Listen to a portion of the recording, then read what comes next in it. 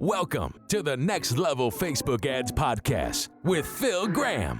We help you master Facebook ads and give you an unfair advantage over your competition. Are you ready? Let's go. What's up, podcast family? Welcome to the Next Level Facebook Ads Podcast, episode 469. Welcome to May. It's May 5th. I'm Phil Graham. Today, I'm going to talk to you about the fastest way I see advertisers killing a winning Facebook or Instagram ad. So yes, a lot of advertisers turn off ads way too soon before they have a chance to work, but there's also another problem. Sometimes advertisers have ads that are working for them, but then they do things that actually end up killing the ads that are working. It can be challenging to get good ads that are working. You certainly don't want to mess them up once they are. So today I'm going to talk about what I recommend you guys do and don't do so that hopefully you don't kill a winning ad. Now, I'm glad you guys are here.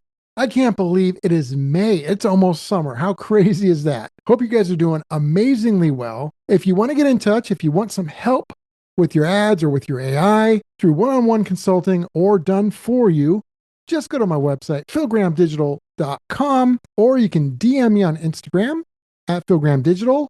We can set up a short Zoom call, and I would love to connect with you. So let's jump right into it. I want to try and keep these episodes short, sweet, full of value, and very actionable for you guys. And let's talk about how to hopefully not kill a winning ad. Now, I do want to say that there are different ways of doing things. These are my ways. It doesn't mean it's the only way, doesn't mean it always works, etc. So that's kind of like common sense, but I do want to mention that from time to time. Please keep that in mind. But this is my opinion based off of lots of years of doing this and a lot of data. All right, so point number one, I see so many advertisers, panic touching a winning ad. Do not panic touch an ad that's doing well. So you've got an ad that's working and you're like, I wonder if I should edit this.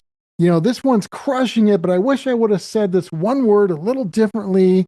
Maybe I should change it. Please don't do that. Anytime I have an ad that's doing really well, I do not touch it. I don't. Now, if I really want to make a change, what I'll do is I'll duplicate it and make a change in the new version, but I'm going to leave the old version to continue to run alongside it until the new version does really well. The problem is when you have an ad that's doing really well, if you make a significant edit, like changing the ad copy or changing the audience or the image or the video, it's almost like starting a brand new ad. And you're essentially taking a known ad that's good and going into an unknown status where it may not be good. Even if the ad is the same, other than a tiny little edit, it's like a new ad. It's treated like a new ad in many ways. And it may not work. You may have killed an ad that was crushing it. So I almost don't want you to even look at it if it's working good. Yes, look at it, but don't panic touch it. There are a couple exceptions to this. One would be if there's a big error in that ad where you're actually getting complaints. Maybe you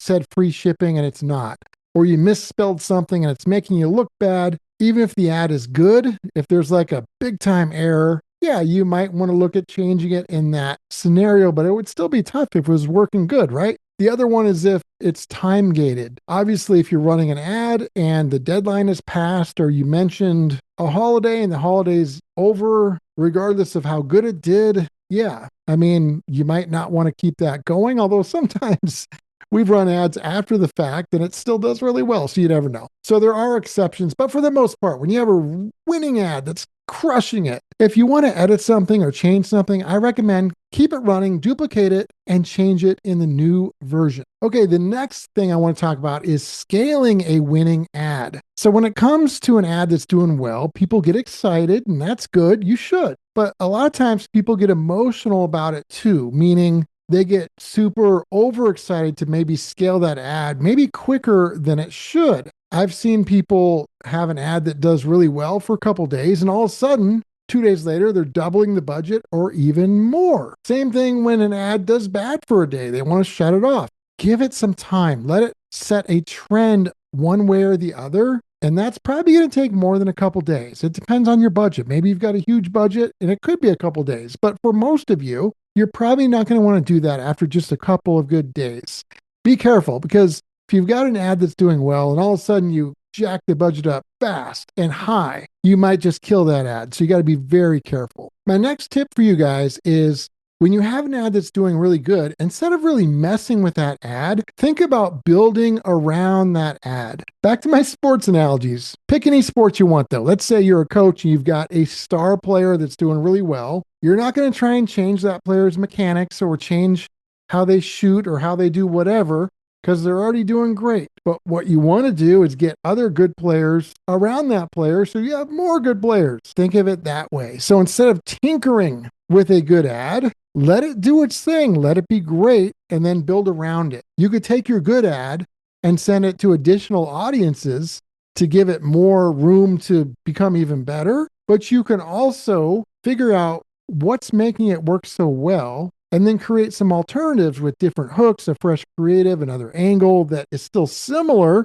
but different. You leave the good ad running and you test some of these alternatives alongside it and try and find some more winning players to surround the good player or good ad. And that's definitely something that I would do pretty consistently. And then my last point is this. There is a time when it is time to shut it off or refresh that ad in some way. Now, if it continues to do well, you're not getting complaints and you're doing really well with it, you're getting leads or sales at a great cost, high quality, I would keep it going. But let's say it's starting to degrade performance, not just for a couple days, but it's been happening for a while. Maybe the lead quality has gone way down. Maybe the sales have dropped off and you're looking and you've got a lot of ad fatigue. Maybe the audience is not that big. And so people start seeing it over and over and over again and there's issues. Well, in that scenario, maybe it's time to let that good ad rest. Maybe it's time to turn it off and start a new one that's a little bit different. But again, make sure that you're not just judging this over a couple days, that there's a trend that you can define that's been happening, then that makes sense. So when an ad is working, your job is not to tinker with it all the time or show how active you are and feel like you did something to change it. Your job is really to protect what's working and try and smartly expand it. So winning ads, they need some management and judgment and strategy, but they don't need tinkering in most situations, and most people tinker way too much. And as always, just a reminder, it's always important to point out that every business is unique, results can vary, there's no guaranteed outcomes, so always keep that in mind. So I hope that was helpful. Next week, I'm going to be talking about how so many advertisers overcomplicate their campaigns and their ads, and how that can absolutely backfire. But until then, episode 469 is in the books. Thank you guys so much for being here. I hope you have a great week. If you want to get in touch, philgrahamdigital.com is the website. And I will talk to you on next week's episode. Peace out. Thanks for listening to the Next Level Facebook Ads Podcast. Please remember to subscribe and share this with all your friends. For show notes, more tips, and to learn more about Phil, please visit philgrahamdigital.com/podcast.